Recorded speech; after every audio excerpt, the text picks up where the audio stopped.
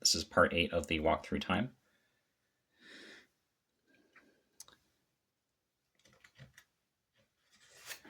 The black and white era, we got ace spec cards, which are special, powerful trainer cards. This applied to both tools and normal trainer cards. We didn't get any supporters or stadiums or anything yet. It was probably the Master Ball there. And normal item cards also got a gold rework that had this textured Pokeball on the front. So that's the gold version of this random receiver. And same for tools, like the Rocky helmet and the gold version of the Rocky helmet there. Ditto is introduced here. Another transformability. And we have some more shiny secret rares, but now they're gold instead of lacking the gold around the border. It's like this fully evolved Golurk and the legendary Terrakion. Same idea with the set stamp on the, or the energy symbol on the bottom of the card.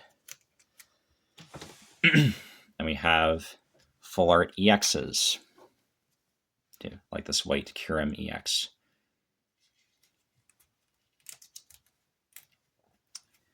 Around this time, we had a series of Team Plasma sets. Team Plasma Pokemon were owner's Pokemon, just like previous, but they feature these blue borders on the cards. So there's a Plasma Rotom, because Rotom's the Plasma Pokemon. This is a reverse holo uncommon, and then Team Plasma had their own stadium cards, their own trainer cards, supporter cards. We'll see. There's a case where you have two of the same Pokemon. So Team Plasma's Durant, but two different versions of it. And then we have Articuno EX. It's a Team Plasma EX card.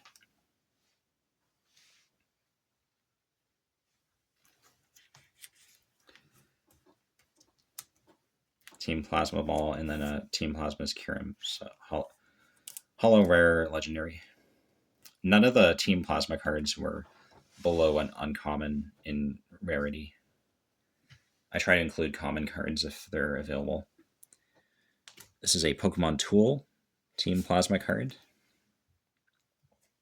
And then there is a Stage 1, the Glaceon.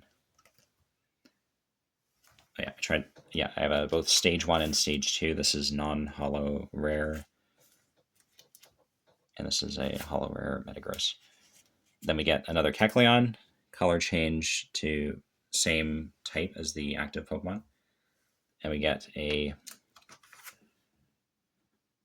reverse holo rare single stager with the Absol.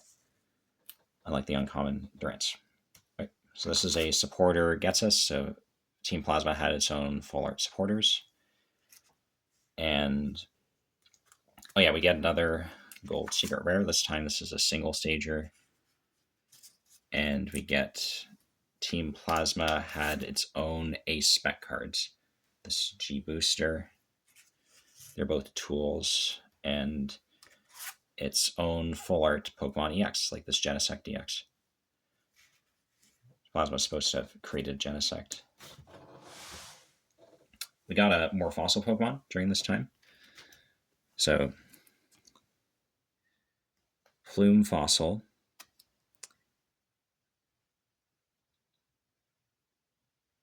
Oh yeah, so this is a little bit different than how fossils worked in Gen 4.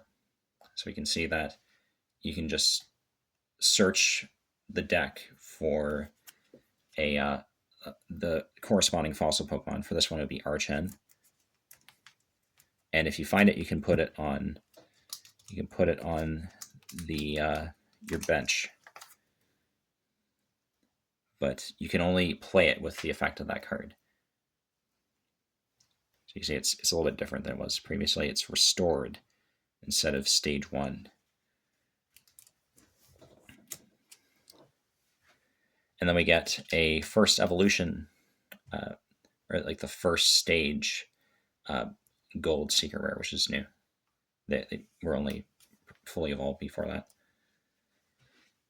We got a Pokemon tool card that doesn't have a corresponding gold card attached to it, and then special energy, prism energy, and you can see the energy symbol is holographic.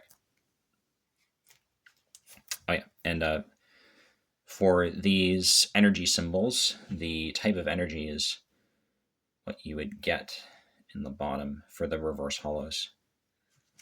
For the item cards that were reverse hollows, you get this.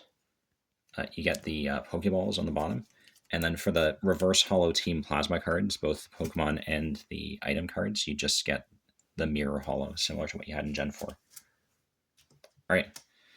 So with Legendary Treasures, the final set of the Black-White series, we start getting EX cards, which are basic Pokemon, again, but they're not legendaries anymore, like this Chandelure. We got some connecting artworks, like this line of Tepig, Pignite, and Emboar. It's very pretty. And then more special energy, but you notice this is reverse hollow pattern on this one's different than what you had for the prism energy, but you still get the holographic energy symbols. And then we get a lot of different cool foil patterns for the Pokemon in the Radiant Collection subset. So all of these, for this generation, they're all holographic in some way. With the Elisa, it has a lot of little holographic stars on it. If it doesn't have like a special pattern, that's how it'll be holographic. But some of them have very interesting patterns, like the Stunfisk, which is one of the only single stagers that has that its own unique pattern on it. Audino is another single stager, but it just has the stars. Then we get a single stager Purloin, doesn't have a Liepard, but you can see it. There's a Sparkles and there's a Chandelier, Glassware on the bottom, and Ursaring, which is fully evolved but just has the stars pattern on it. A lot of very cute, really cute illustrations here. You get a full evolution line of routes through Gardevoir. Routes and Curlia just have the stars pattern, but Gardevoir has like a flower.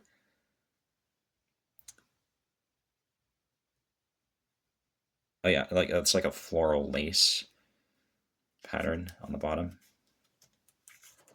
But we also got full art Radiant Collection cards, like these two. So for single stage Molga and the legendary Reshiram, feature a very cute full art illustration of the Pokemon. And we also got them for EXs, like this Mew EX, and for the Meloetta EX, which are included separately because the Meloetta has an EX that is not full art, but gets its own Radiant Collection illustration on the bottom, representing a staff of sheet of music. And Legendary Collection finished off with these gold Reshiram and Zekrom cards,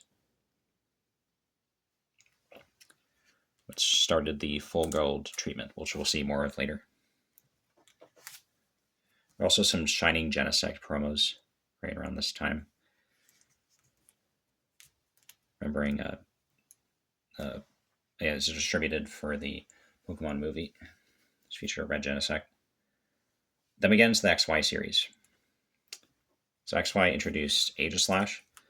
I like Aegislash cards too because there's some kind of stance change motif usually where you can switch back and forth between the defense form and the attack form, or the blade form for Aegislash.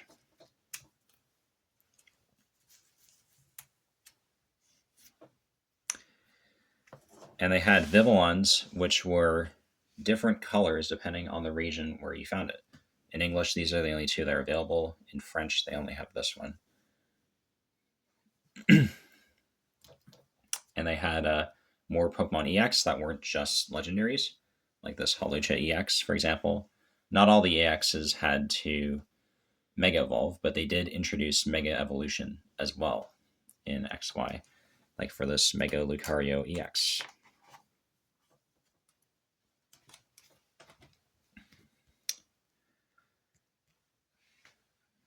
Yeah, so these would evolve from Pokemon EX, and they had a mechanic where like your term ends, but they were significantly more powerful than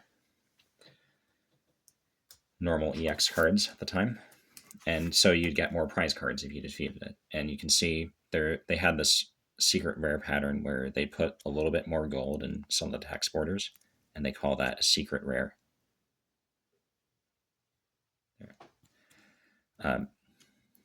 Yeah, it's a little bit there, and then the the mega symbol, which you normally see there, they color that in gold as well, and also on the top of the card on the border. You notice they have the Japanese name for the attack written on it, and they show very dynamic, energetic illustrations of Pokemon. And they also have full art versions of these Mega Pokemon as well. Show the same things, and none of these came in the secret rare versions.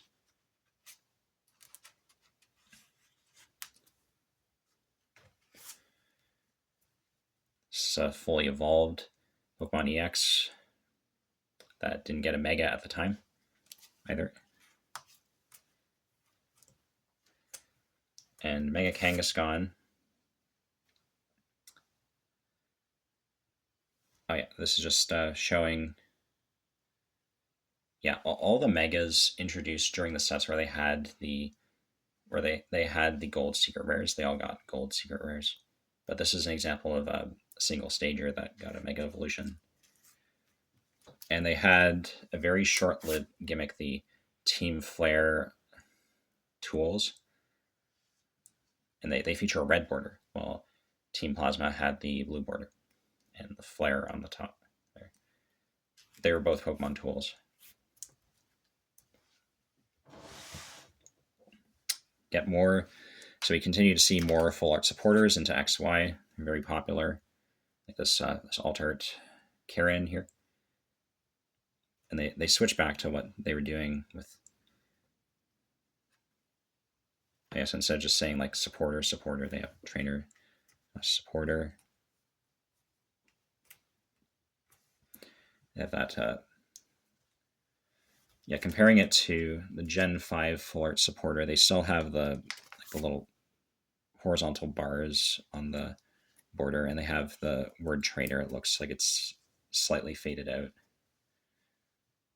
So it's a similar style to what they had previously. In Phantom Forces, they introduced this silver Dialga. This is the only silver card that's been introduced. The other ones are all gold. And they came up with some shiny EXs, like this shiny Xerneas, shiny Valtal. We'll see some more of those later on. Then we come to Dual Crisis, which is a special set, similar to Team Magma versus Team Aqua, but with quite a few changes. So same idea with, so now we can see the evil team's image in the bottom of the card there. And usually you can see the logo somewhere in the art. Well, so they get their own stadium item supporter cards again. They also get only 2 rarities for the set, so it's either holo rare or it's non-holo common, because it's a smaller special set. But a cool thing about these cards is you can actually, if you read the description, it's the grunts describing how they use the Pokemon for operations for the evil teams, instead of normally just being the normal description of like the Pokédex outline of objectively reporting on the how the Pokemon tends to behave in the wild. again, the Pochiana line is shared between Team Aqua and Team Magma and Team Aqua. They have different descriptions too. And another item, but the item cards in the stadiums, etc., they don't have descriptions. Right, so we'll pick up with part 9 next time.